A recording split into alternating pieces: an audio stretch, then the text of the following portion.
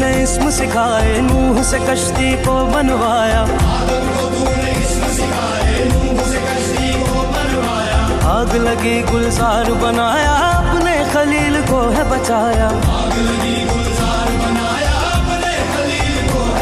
وہ بھیج کے مصر میں یوسف کو شہنشاہ مصر بنایا.